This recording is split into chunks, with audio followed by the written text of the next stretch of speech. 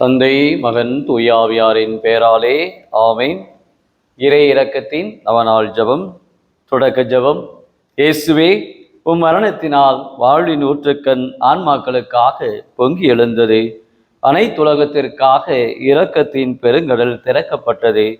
வாழ்வின் ஊற்றே, அளவில்லா உம் இரக்கத்தினால் அனைத்துலகத்தையும் சூழ்ந்து உம்மையே எங்கள் மேல் பொழிந்தீர். இயேசுவின் இதயத்திலிருந்து இரக்கத்தின் ஊற்றாக எங்களுக்காக பொங்கி எழுந்த இரத்தமே தண்ணீரே, நான் உம்மீது நம்பிக்கை வைக்கிறேன். ஆமேன். கிறிஸ்து இயேசுவுக்குள் பிரியமான சகோதர சகோதரிகளே, இறை இரக்கத்துடைய பக்தர்களே, இந்த வெள்ளிக்கிழமையிலே ஆண்டவர் இயேசுவிலே அருமையான இந்த நாளிலே தாயாம் திருவையானது 3ஆம் நூற்றாண்டிலே வாழ்ந்த புனித கிறிஸ்டோபர் என்ற புனிதரை நினைவு கூறுகின்றது. இவர் வாகன ஓட்டிகளுக்கு பாதுகாவலராக இருக்கின்றார். இன்றைக்கு எல்லோருடைய இல்லத்திலுமே இந்த 4 சக்கர வாகனங்கள் இருக்கின்றது. ஆகவே நம்முடைய வாழ்நாளிலே கடவுள் நமக்கு இத்தகைய ஒரு வாகனத்தை ஒவ்வொரு நாளும் நாம் பயன்படுத்தி கொண்டிருக்கிறோம். நமக்கு தூதுவராக பாதுகாவலாக இருப்பவர் புனித கிறிஸ்டோபர். இவரிடம் வேண்டுகிற பொழுது நம் ஒவ்வொருவரையுமே வழிநடத்துகின்றார். மாறாக கிறிஸ்துடைய ஒரு வெளிப்பாட்டை குழந்தை வடிவத்திலே தன் வாழ்நாளிலே அவர் பெற்றிருக்கின்றார். அந்த குழந்தையை சுமக்கின்ற பொழுது, ஆற்றை கடக்கின்ற பொழுது அவருடைய இந்த வாழ்நாளிலே இயேசுவை, அந்த குழந்தை இயேசுவை அவர் சுமந்ததாக வரலாறு நமக்கு குறிப்பிடுகின்றது. இவ்வாறாக ஒரு இறை வெளிப்பாட்டை கண்டவர் தான் இந்த புனித கிறிஸ்டோபர். அவருடைய இந்த திருநாளிலே ஆண்டவரை போற்றுவோம்.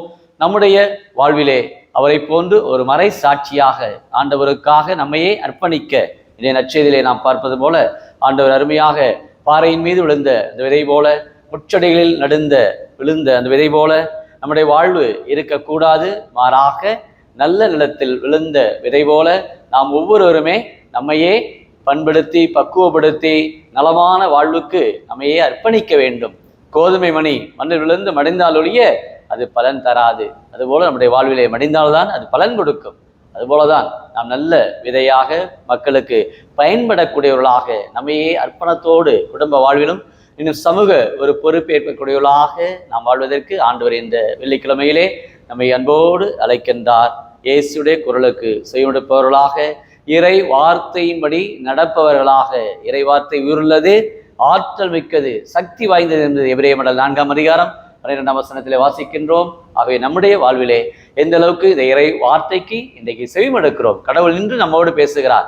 பற்பல முறையிலும் பல்வேறு வகையிலும் இறைவாக்கினர் வாயிலாக பேசிய கடவுள் தாம் வாழும் இவ்விருது நாட்களில் தமகன் இயேசு வழியாக நம்மோடு பேசுகின்றார். பல வகையிலே இன்றைக்கு கடவுள் நம்மோடு உரையாடி கொண்டிருக்கிறார். இயற்கை வழியாக, சமூக உறவு வழியாக, இன்றைக்கு அன்றாட வாழ்க்கையினுடைய யதார்த்தங்கள் வழியாக ஆண்டவர் நம்மோடு பேசி கொண்டிருக்கின்றார். நல்ல மனிதர் வழியாக, நல்ல சிந்தனையாளர்கள் வழியாக ஆண்டவர் நம்மோடு உறவாடி கொண்டிருக்கிறார். அத்தகைய அந்த கடவுளுடைய அந்த வார்த்தைக்கு செவிமடுப்பவர்களாக நாம் நம்முடைய வாழ்விலே வாழ, இன்னும் கடைபிடிக்க, செயலாற்ற சீரிய உள்ளத்தோடு, நேர்மையான உள்ளத்தோடு அன்றாட வாழ்க்கையிலே கடவுளுடைய அந்த வார்த்தையை வாசித்து, தியானித்து, சிந்தித்து கடைபிடிப்பவர்கள் இன்னைக்கு கடவுளுடைய ஒரு மேலான ஒரு பாக்கியத்துக்கு உள்ளாகின்றோம். இயேசுடைய இந்த வாழ்வை நாம் சிந்திக்கின்றோம். அது குறிப்பாக இன்றைய நாளிலே இறை இரக்கத்தை மாசற்ற திரை இருதயத்துக்கு நம்முடைய குடும்பங்களை ஒப்புக் கொடுக்கின்றோம். இயேசு அன்பானவர், கருணையானவர், இரக்கமுள்ளவர், பரிவுள்ளவர். அதன் இயேசுடைய அந்த அன்பான அந்த இதயத்திலே நாம் பங்கெடுக்க வேண்டும் என்றால் நம்முடைய அந்த இதயமும் கனிவோடு இருக்க வேண்டும். குடும்பத்திலே வெறுப்பை தகர்த்து அன்பை விதைப்பவர்களாக, நல்ல சிந்தனைகளை விதைப்பவர்களாக, உறவை மேலானவர்களாக கொண்டு வாழ ஆண்டவர் இன்று நம்மை அர்ப்பண உணர்வோடு பாதுகாவல கிறிஸ்டோபர் அவருடைய அடிச்சுவடுகளை நாம் பின்பற்றி வரை சாட்சியத்திலே தன்னை அவர் கொடுத்தது போல நம்முடைய வாழ்விலும் இயேசுவுக்கு உகந்த பிள்ளைகளாக, இயேசுடைய இரக்கத்திலே நாம் ஒவ்வொரு நாளும் நாம் வளர ஆண்டவர் நம்மை இந்த இனிய நாளிலே நம்மை அன்போடு அழைக்கின்றார். அவருடைய குரலுக்கு செவி கொடுப்போம், ஜெபிப்போமாக. அன்பின் பரலோக பிதாவே, அப்பா இயேசுவே, அருமையான இந்த வெள்ளிக்கிழமையிலே உம்மை போற்றுகிறோம், உம்மை புகழுகிறோம், உம்மை ஆராதிக்கின்றோம். நாங்கள் ஒவ்வொருவருமே உம்முடைய இரக்கத்தை, உம்முடைய அன்பை, உம்முடைய மேலான கொடைகளை ஒவ்வொரு நாளும் நாங்கள் சிந்திப்பவர்களாக இன்றைய நாளிலே பல சமூகத்தினுடைய சவால்கள், இன்றைக்கு அன்றாட வாழ்க்கையிலே போராட்டங்கள், பல்வேறு இடங்களிலே இன்றைக்கு சமூக நீதிக்கான போராட்டங்கள், சமூக வாழ்வுக்கான அந்த போராட்டங்களிலே இயேசுவே நீரே ஒவ்வொருவருக்கும் நீதியான நேர்மையான அந்த உள்ளத்தை நிறைவாய் தந்து சமூக மேம்பாட்டுக்காக உழைக்கவும், இன்றைக்கு குடும்பத்தில் இருக்கிற கணவராக இருக்கலாம், மனைவியாக இருக்கலாம், பிள்ளைகளாக இருக்கலாம், குடும்பத்திலே ஜெப வாஞ்சையோடு உம்முடைய இரக்கத்தை, உம்முடைய பேரன்பை ஒவ்வொரு நாளும் தியானிப்பவர்களாக, உறவை மேலானவர்களாக கொண்டு உறவே புனிதம் என்று வாழக்கூடிய நல்ல பண்பை, நல்ல சிந்தனையை உள்ளத்திலே விதைக்க, வானத்திலிருந்து விழக்கூடிய அந்த மலைத்துளி மண்ணில் விழுந்து அது பலன் தராமல் போகாது. அதுபோல உம்முடைய ஒவ்வொருடைய வாழ்வுக்கும் நீ கொடுக்கக்கூடிய அந்த இறை வார்த்தை ஒவ்வொருடைய வாழ்விலும் பல மாற்றங்களை உருவெடுக்கும் என்ற ஒரு அருமையான அந்த இறை வார்த்தையின்படி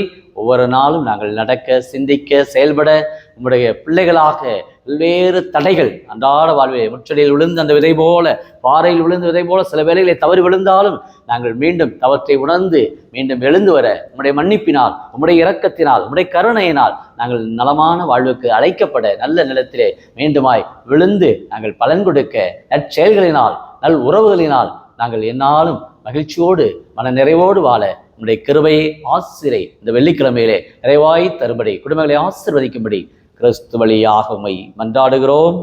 ஆமென்.